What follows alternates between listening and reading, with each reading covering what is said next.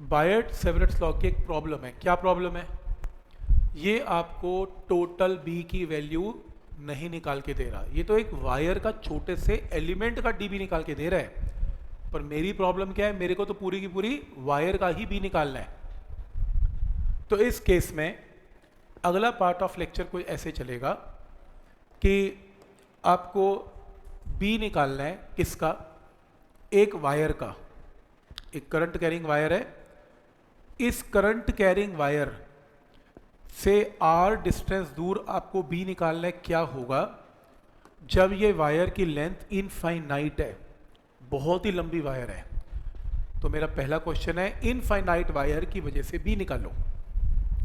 तो बायट-सेवरेट लॉ तो ये नहीं कर पाएगा, क्योंकि बायट-सेवरेट लॉ तो इसका छोटा सा एलिमेंट का डीबी देगा, पूरे वायर का एक छोटा टुकड़े का डीबी देगा। पर हमें तो इंटीग्रेशन आती है, हम सभी टुकड़ों का डीबी डीबी डीबी इंटीग्रेट करके टोटल बी की वैल्यू निकाल लेंगे। तो अगला पार्ट यही है कि अगर वायर छोटी नहीं है, बहुत बड़ी है, उसका बी कैसे निकलेगा। और डीबी नहीं चाहिए मुझे, पूरी वायर का बी चाहिए। दूसरा पार्ट आज हम करेंगे कि अगर आपकी वायर फाइनाइट है, फाइनाइट समझते हो, इनफाइनाइट नहीं है। जैसे ये जो एंगल है ये 30 डिग्री है और ये एंगल कितना है, 45 डिग्री है, और मेरे को आर डिस्टेंस दूर यहाँ पे टोटल बी चाहिए। ये भी आज हम अभी करने वाले हैं। तो ये फाइनाइट की वजह से बी क्या होगा, फाइनाइट की वजह से बी क्या होगा, और एंगल्स आपको मेंशन्ड होंगे। फिर उसके बाद अगला पार्ट ऑफ लेक्चर अभी खत्म नहीं हुआ। आज के लेक्चर में इतना ही 2 केस होंगे बस। नेक्स्ट पार्ट ऑफ लेक्चर में सिखाया जाएगा कि अगर आपके पास वायर स्ट्रेट नहीं है, कर्व्ड है, यानी कि सर्कल रिंग है, रिंग में करंट है और इसके एक्सिस के ऊपर टोटल बी क्या होगा रिंग का, ये बताओ। बायट-सेवरेट लॉ तो डीबी देता है, पर मेरे को पूरी रिंग का बी चाहिए। फिर आएगा इस रिंग के अंदर आई करंट है, इसके सेंटर के ऊपर टोटल बी क्या होगा, ये बताओ। फिर ये रिंग की जगह सेमी सर्कल है, इसके सेंटर में बी क्या है, ये बताओ। तो अगला लेक्चर कर्व वायर के लिए चलेगा, टेढ़ी वायर, गोल वायर के लिए, सर्कल, सेमी सर्कल। और आज का लेक्चर सिर्फ और सिर्फ स्ट्रेट वायर के लिए। पर जितने भी ये चीज़ें करेंगे उसका बेस बायट-सेवरेट लॉ ही है, क्योंकि बायट-सेवरेट लॉ हमें डीबी देता है। डीबी को इंटीग्रेट कर करके हम टोटल बी की वैल्यू निकाल लेंगे। तो समझ में आ रहा है कि क्या लॉजिक है इसमें? कोई डाउट इसमें? तो मेरी पहली एप्लीकेशन है एक स्ट्रेट वायर। तो क्वेश्चन ये है कि आपके पास एक स्ट्रेट वायर है और लेट अस सपोज ये फाइनाइट वायर है, इनफाइनाइट नहीं है, एक फाइनाइट वायर है, सच दैट इस वायर के ए डिस्टेंस दूर, ए डिस्टेंस या आर डिस्टेंस दूर, जो भी बोलो, ए डिस्टेंस दूर मुझे क्या निकालना है, बी की वैल्यू निकालनी है। ये क्वेश्चन है, और इसमें करंट कितना है, आई, ये क्वेश्चन है। अब वायर की लेंथ तो आपको गिवन नहीं होती। वायर की लेंथ की बजाय आपको 2 चीजें इस क्वेश्चन में गिवन होती हैं। पहली चीज गिवन होती है यहां का एंगल, ऐसे यहां का एंगल सपोज कितना है, φ1 या φ2, और यहां का एंगल कितना है, φ1। क्योंकि एंगल देने का मतलब वायर को लिमिट करना, डिफाइन करना कि आपकी वायर φ2 से φ1 के बीच में लाई करती है, बस। तो आपको वहां बी निकालना, ये क्वेश्चन है। प्रॉब्लम क्या है? प्रॉब्लम ये है कि मैं बायट-सेवरेट लॉ यूज करूंगा तो बायट-सेवरेट लॉ टोटल बी तो देगा नहीं। तो मैं 2 मिनट के लिए इसको हटा रहा हूं, इसको थोड़ा इजी बना रहा हूं। ये देखो, ये देखो, बायट-सेवरेट लॉ ये कहता है कि ठीक है, एक काम करो, मैं टोटल बी नहीं दे सकता, मैं छोटा बी तो दे सकता हूं, स्मॉल बी। तो इसके लिए इसने क्या लिया, स्मॉल एलिमेंट डीएल वेक्टर। तो मैंने एक टोटल वायर का एक छोटा एलिमेंट ले लिया, डीएल वेक्टर। डीएल वेक्टर जो मैंने लिया, ये डीएल वेक्टर कितनी दूरी पे लिया मैंने, इस डीएल वेक्टर को मैंने यहां पे लिया, तो इसको क्या बोलते हैं, आर वेक्टर। याद है, डीएल से बी जहां निकालना है उसको बोलते हैं आर वेक्टर। तो मैं इस डीएल की वजह से यहाँ पे डीबी निकाल सकता हूँ, लेकिन उसके लिए मेरे को एंगल भी चाहिए। एंगल किसके किसके बीच में, dl vector and r vector की। एज्यूम कर लो कि एंगल कितना है, थीटा। कुछ तो एज्यूम करना पड़ेगा। लेट अस सपोज एंगल क्या है, थीटा। क्लियर है यहाँ तक? तो मैं अगर ये थीटा और ये भी एंगल बनेगा तो इमेजिन कर लो ये एंगल कितना है, फाई। कुछ ज्यूम कर लेते हैं और मुझे पता है इस राइट एंगल ट्राइंगल में थीटा प्लस फाई की वैल्यू कितनी है, 90। तो फिर थीटा की वैल्यू कितनी है, π/2 माइनस फाई। कहीं चाहिए होगा तो पुट कर लूंगा मैं। मेरे को ये पता है कि स्मॉल एलिमेंट यहाँ पर स्मॉल बी बताएगा कितना, डीबी की वैल्यू बोलो कितनी है, μ0/4π I into D L into angle इनके बीच में साइन थीटा डिवाइडेड बाई कितना, r²। लगा दिया फॉर्मूला, डीबी तो आ गया, पर अपने को तो टोटल बी चाहिए। टोटल बी निकालने के लिए काम करते हैं, इसके अंदर टोटल बी निकालने के लिए इसमें थोड़ा इसको मॉडिफाई करना पड़ेगा। कैसे, जैसे ये थीटा है, मैं अपनी इंटीग्रेशन थीटा की फॉर्म में नहीं चाहूँगा, फाई की फॉर्म में चाहूँगा। रीज़न, मैं इसलिए फाई की फॉर्म में चाहूँगा क्योंकि मेरे को ना वायर के ये वाले एंगल्स भी साथ में गिवन है। ये वाला एंगल चेक करो कितना है, φ2, और ये वाला एंगल कितना है टोटल, ये पूरी ब्लैक कलर के साथ φ1। तो मैं थीटा के साथ नहीं, मैं लिमिट φ1 φ2 में पुट करना चाहूँगा, तो मैं थीटा को रिप्लेस करूँगा यहाँ पर। कैसे, π/2 माइनस फाई। ये देखो मैं शुरू करता हूँ। तो magnetic field due to long straight conductor, topic का नाम है magnetic field due to long straight conductor. तो ये रही आपकी कंडक्टर एक्स और वाई। मुझे ए डिस्टेंस पे बी निकालना है, पी पॉइंट पे। मैंने स्मॉल एलिमेंट लिया डीएल। ये स्मॉल एलिमेंट मैंने यहाँ से कितनी दूरी पे लिया, एल दूरी पे लिया। मेरे को बी ए दूरी पे निकालना है। ये मेरा आर वेक्टर, ये थीटा, ये एंगल क्या बना, फाई, और नीचे की जो वायर है उसने टोटल एंगल क्या बनाया, φ1, और ऊपर की वायर ने एंगल क्या बनाया, φ2। फिगर क्लियर, पहला स्टेप क्लियर, स्मॉल एलिमेंट ने ये लगाया। दूसरा स्टेप क्लियर, थीटा को क्या पुट कर सकते हैं, 90 माइनस फाई। तो थीटा की जगह 90 minus phi, sine of 90 minus phi क्या होता है, कॉस फाई। तो ये आपका डीबी आ गया, डीबी निकाल लिया। नेक्स्ट रिजल्ट देखो, इस राइट एंगल ट्राइंगल में देखना, इस राइट एंगल ट्राइंगल में जो मैं बनाने जा रहा हूं, ये वाला, इस राइट एंगल ट्राइंगल में ये एंगल कितना है, फाई। इस राइट एंगल ट्राइंगल में बोलो कॉस फाई किसके इक्वल है, ए डिवाइडेड बाय आर, ये ना। और इस राइट एंगल ट्राइंगल में tan फाई किसके इक्वल है, एल बाय ए। सही है, ठीक है यहां तक। तो ये स्टेप देखना जो मैं करने जा रहा हूं। इस राइट एंगल ट्राइंगल में cos phi a by r है और tan phi l by a है। यहां से क्रॉस मल्टीप्लाई करके r की वैल्यू क्या आ गई, a upon cos phi. 1 upon cos phi क्या होता है, सेकेंड फाई। मैंने r निकाल लिया। इस r को मैं यहां पुट करने वाला हूं क्योंकि मेरे को हर चीज फाई की फॉर्म में चाहिए। तो इस r को मैं यहां पुट कर लूंगा। और नेक्स्ट स्टेप है tan फाई क्या है, L by A. Cross multiply करोगे एल क्या आएगा, ए tan फाई। अगर इसे डिफ्रेंशिएट करें तो ये क्या आएगा, एल की जगह डी एल, और tan फाई की मैथ में डिफ्रेंशिएशन होती है secant square phi into D phi. तो जो भी आंसर आया डी एल का, इसको उठा के मैं यहाँ पुट करूंगा। तो मैंने यहाँ से डी एल निकाल लिया और यहाँ से मैंने आर निकाल लिया, बस हो गया क्वेश्चन सॉल्व। इस आर को उठा के नीचे पुट करो, इस डी एल को उठा के ऊपर पुट करो, ये वैल्यू आ गई। इसे ओपन करो, सीकेंड स्क्वायर आएगा, सीकेंड स्क्वायर कैंसिल, और आपकी इंटीग्रेशन छोटी सी बन जाएगी, सब कैंसिल हो जाएगा, ये बन गई। तो आपकी इंटीग्रेशन इसमें कन्वर्ट हो गई। इस इंटीग्रेशन में अब लिमिट्स पुट करने की बारी है। लिमिट्स बड़े ध्यान से देखना। ये देखो, ये आपका क्वेश्चन है। आपके क्वेश्चन में स्ट्रेट वायर है, नीचे का एंगल φ1 है, ऊपर का एंगल φ2 है, ठीक है। मेरे को टोटल बी निकालना है, तो इंटीग्रेट करूंगा, और integration with respect to phi है, तो लिमिट्स भी किसकी लगेंगी, फाई की लगेंगी, एंगल की लगेंगी। अब एंगल की लिमिट ध्यान से देखना, यहां पे मुझे बी निकालना है, ये ध्यान से देखो, ये इंपॉर्टेंट है। ये मुझे बी निकालना है यहां पे इस लाइन में। तो मुझे अगर इस वायर के एंड पे जाना है तो मुझे नीचे का एंगल लेना है φ1, और अगर मुझे ऊपर जाना है तो मुझे ऊपर का एंगल लेना है φ2। इस लाइन के नीचे का एंगल φ1 है, ऊपर का φ2। मैं तुम्हें बोल के बता सकता हूं कि नीचे का एंगल φ1, ऊपर का φ2, पर इंटीग्रेशन को कैसे बताऊं नीचे और ऊपर। तो इस लाइन के नीचे के एंगल्स के लिए साइन क्या लगता है, माइनस। तो नीचे, इस लाइन के नीचे का मतलब माइनस और ऊपर का मतलब पॉजिटिव। तो फाई की लिमिट्स क्या पुट करेंगे, -φ1 से लेके +φ2। -φ1 क्यों, क्योंकि φ1 का एंगल इस लाइन के नीचे लाई करता है, और φ2 पॉजिटिव क्यों, क्योंकि ऊपर लाई करता है। -φ1 से +φ2, और कॉस की इंटीग्रेशन मैथ्स में होती है sin φ। एक बार फाई की जगह अपर लिमिट, एक बार लोअर लिमिट, और दोनों को कर दो माइनस, माइनस माइनस प्लस। बहुत इंपॉर्टेंट फॉर्मूला। तो आप अपने फॉर्मूले रजिस्टर के अंदर ये डायग्राम बनाएं।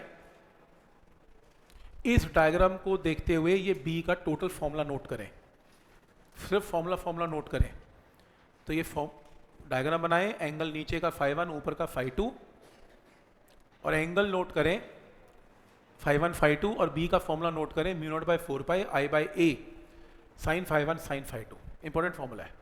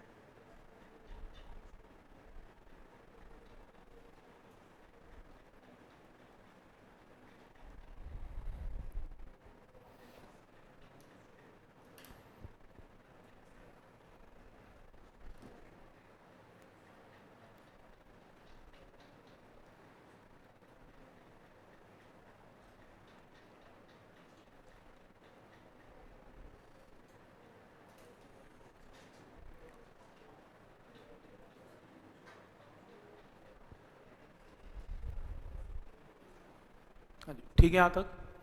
तो ये फॉर्मूला याद रहेगा। तो इस फॉर्मूले के अंदर आपको डीबी नहीं कैलकुलेट करके दिया जा रहा है, सीधा पूरी वायर का बी कैलकुलेट करके दी। बस आप मुझे एंगल बता दो φ1 φ2 और सीधा बी की वैल्यू आ जाएगी, बात ही खत्म। क्या ये पॉइंट क्लियर है? कैसे यूज करना है, अगले 15 मिनट इसी पे काम करेंगे, न्यूमेरिकल्स करेंगे, जिसमें बताऊंगा कि किस केस में कैसे फॉर्मूला यूज करना है। फॉर्मूला लिख लिया पहले। नेक्स्ट है, अगर ये वायर इनफाइनाइट लंबी होती है, इंपॉर्टेंट है, ध्यान आगे प्लीज। अगर ये वायर इनफाइनाइट समझते हो बहुत लंबी, मुझे एक बात बताओ कि अगर ये वायर यहां से लंबी होती जाए तो इधर से ये एंगल बढ़ता जाएगा। छोटी वायर के लिए मान लो 30 डिग्री, बड़ी वायर के लिए 40, 50, 60, 70 एंगल बढ़ते जाएंगे। और अगर वायर और बढ़ गई तो 70 डिग्री और बढ़ गई, 80 डिग्री और बढ़ गई, 85 डिग्री और बढ़ गई, 88 डिग्री और बढ़ गई, कितनी, 89 डिग्री। लास्ट वैल्यू क्या होगी, 90 के ऊपर तो अब यहाँ थोड़ा हाथ ले आओगे यार, टच तो वायर को ही करना है। तो लास्ट वैल्यू क्या होगी, 90। लेकिन 90 कब होगी, जब ये वायर कितनी लंबी होगी, एट इनफाइनाइट, बहुत बहुत दूर होगी। तो अगर एक वायर इनफाइनाइट लंबी है तो आपका हाथ, क्योंकि देखो ना वायर मान लो वो वहां तक जा रही है, तो आपका हाथ भी वो वहां तक जाएगा, तो ये एंगल बहुत बड़ा हो जाएगा और अप्रोचिंग टू क्या हो जाएगा, 90। लेकिन हम एग्जैक्ट पुट करते हैं, अब 89.99999 नहीं पुट करते, तो 90 पुट कर देते हैं, हाँ ना। वैसे अप्रोचिंग होती है। दो पैरेलल लाइंस कहाँ मिलती हैं, मैथ्स में सिखाया जाता है, वो तो इन्फिनिटी पे मिलती होंगी, तो मिलती होंगी, थोड़ी टेढ़ी हो गई तो मिल जाएगी। तो ऐसे अगर दो पैरेलल लाइंस हैं तो इनफाइनाइट का केस है। तो अगर ये वायर इनफाइनाइट है तो ये एंगल क्या बन जाएगा, 90। तो अगर दोनों तरफ से इनफाइनाइट है तो दोनों तरफ से क्या पुट करना पड़ेगा, एंगल 90 एंड 90। तो जब तुम 90 पुट करोगे, साइन 91 तो आंसर क्या आएगा, 2i/a। तो नोट करो फॉर्मूला, ये डायग्राम बनाओ इनफाइनाइट वायर का, और ये फॉर्मूला नोट करो।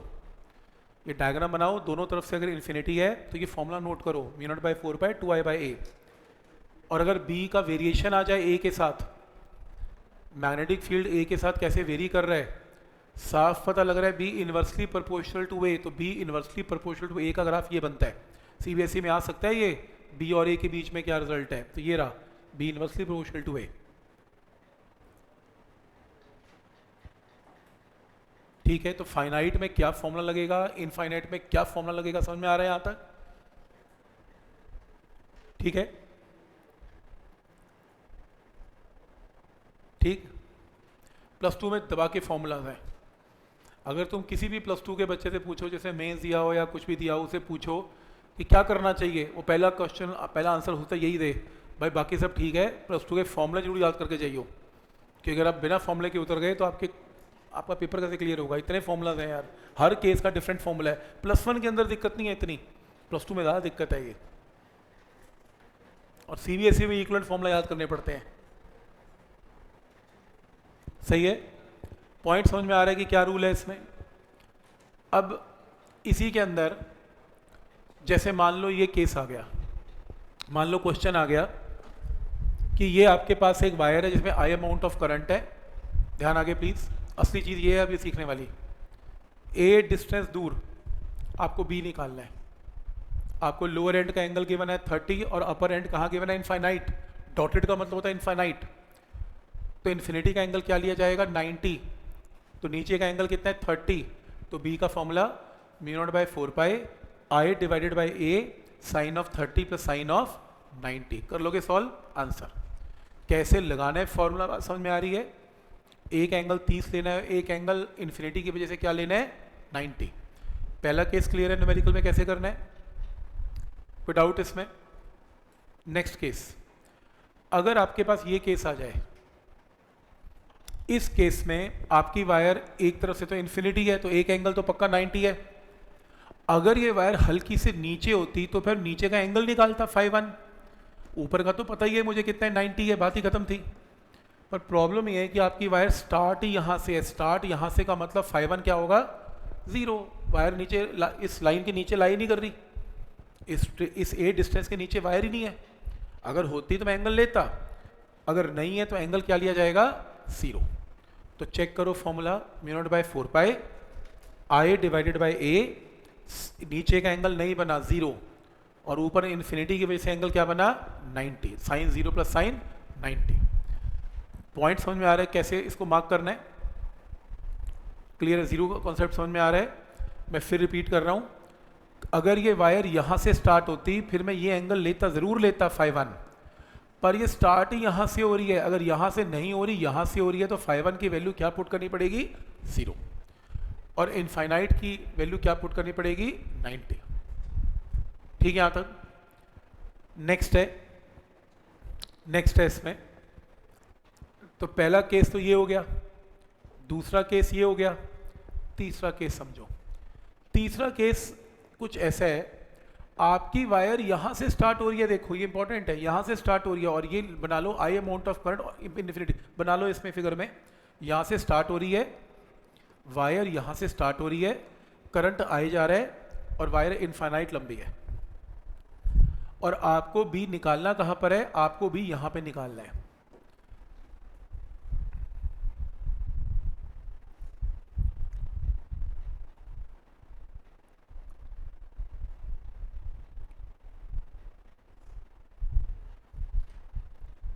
ठीक है, शुरू करें। अब ये केस है क्या, इसको ध्यान से देखना। ये केस ना कुछ ऐसा केस है कि ये इनफाइनाइट वायर है, यहां से स्टार्ट हो रही है, और आपको जो बी निकालना है ना, तो यहां निकालना है बी। ये देखो ये केस है।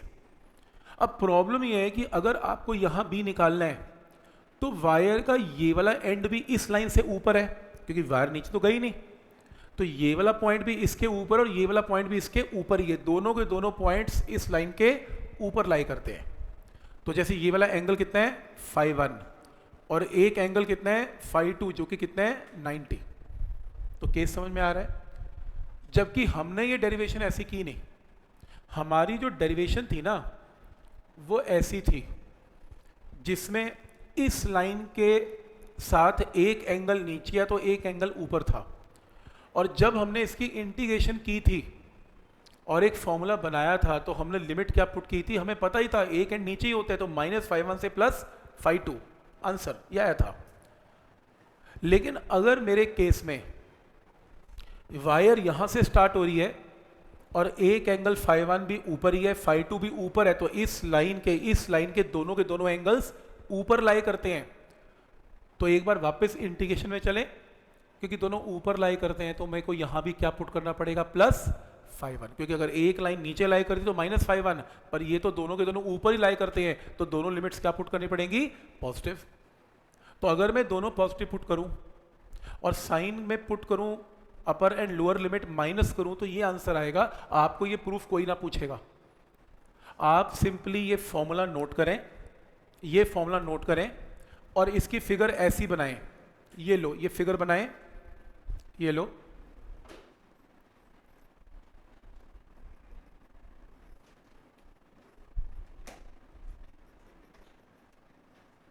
ये लो, तो एक एंगल कितना है, फाई 1 है, और दूसरा एंगल कितना है, फाई 2 है। तो इस फिगर के साथ ये फॉर्मूला लगेगा, बस ये सीधा याद रखें। तो अगर वायर के दोनों एंड इस लाइन के ऊपर लाई करते हैं तो आपने ये फॉर्मूला लगाना है, प्लस यूज नहीं करना, आपने बीच में माइनस यूज करना है। और ये भी याद रखना है, ये वाला एंगल अपर एंगल है, ये वाला एंगल लोअर एंगल है। देखो ना, फाई 2 ऊपर वाला है, फाई 1 नीचे वाला है। या ऐसे याद कर लें, फाई 2 बड़े वाला एंगल है, फाई 1 छोटे वाला एंगल है।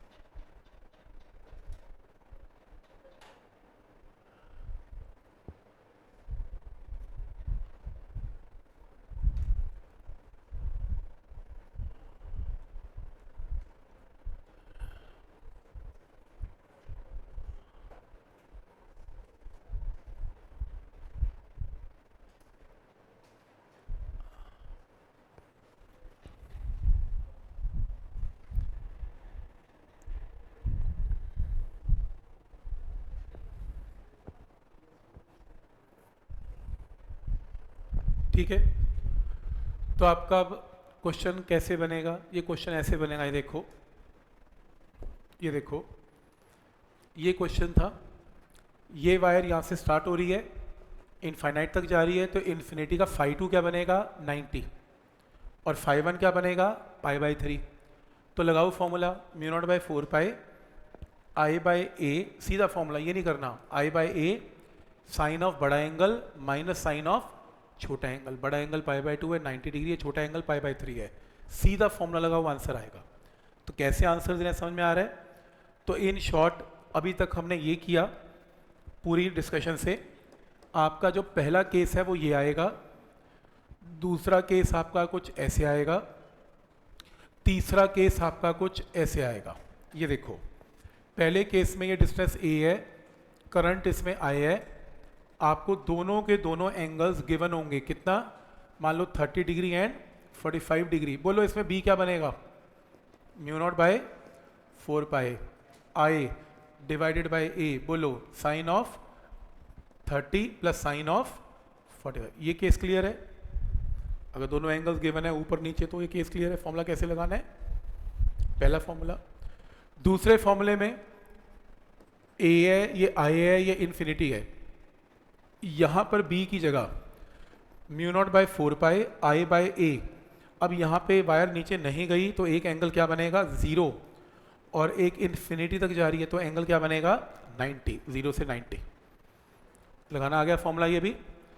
तीसरा, अगर सपोज करो ये ए, सपोज करो ये आई और ये इन्फिनिटी, और नीचे का एंगल गिवन है कितना, 30, तो बी का formula mu naught by 4 pi I divided by A.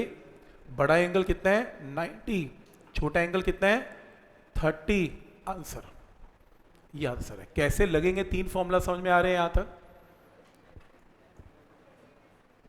Given है 30, गिवन होगा इन्फिनिटी का 90 और ये गिवन होगा 30। ठीक, मुझे एक चीज का आंसर दो, फर्स्ट केस में बी की डायरेक्शन कहां होगी, बी की डायरेक्शन थंब करंट के साथ, बी कैसे, इनसाइड। इसमें कहां होगी, थंब करंट के साथ, बी कैसे, इनसाइड। इसमें भी कैसे होगी, इनसाइड, तीनों में इनसाइड। तो समझ में आ रहा है कि इसमें क्या रूल लगेगा, कोई डाउट इसमें? और अगर समझ में आ रहा है तो फिर ये लास्ट क्वेश्चन करो और देखो, इसको लगा के देखो क्वेश्चन कैसे बनेगा। सपोज लिखो, ये आपके पास एक स्क्वायर है, ये लो, तो आपके पास एक स्क्वायर है, स्क्वायर की साइड ए है,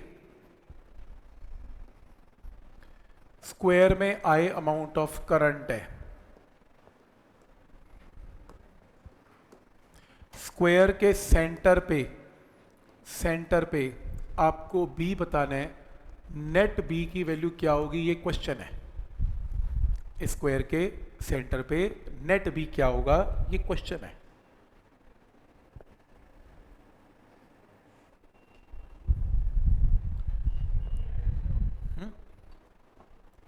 ये इलेक्ट्रोस्टैट्स नहीं है कि नेट सिमेट्री का आंसर जीरो आएगा, बिल्कुल भी जीरो नहीं है।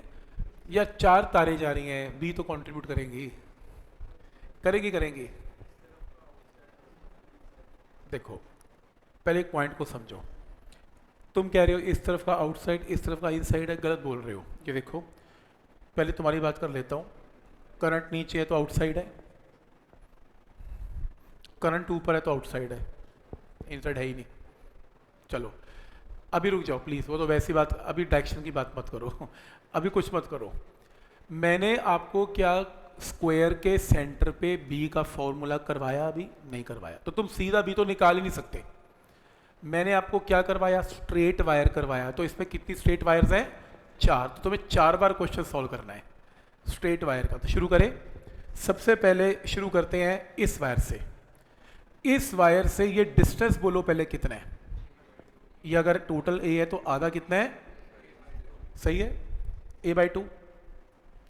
इस वायर के इस कोने से ये जो एंगल बना यहां पे जहां बी निकालना है, और इस कोने से जो एंगल बना बोलो क्या बनेगा? स्क्वायर है तो 45 एंड 45 ही बनेगा। कोई डाउट इसमें? ठीक है, अब आपका ये पुराना क्वेश्चन बन गया। तो आपको स्ट्रेट वायर का 45 की वजह से बी निकालना आता है, तो बोलो फॉर्मूला क्या लगेगा? B1 μ0/4π current I divided by a/2 sine of 45 sine of 45। कोई डाउट इसमें? क्या ये पहला पॉइंट क्लियर है? यहां तक क्लियर है?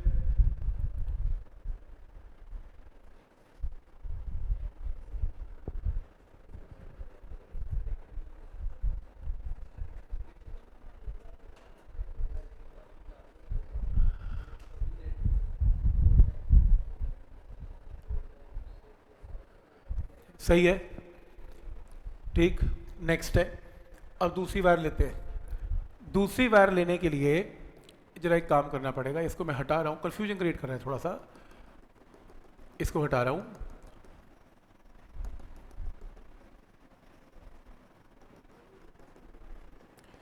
चलो दूसरी वायर ये रही, दूसरी वायर ये रही। दूसरी वायर ने, दूसरी वायर से ये डिस्टेंस पहले बोलो कितना है?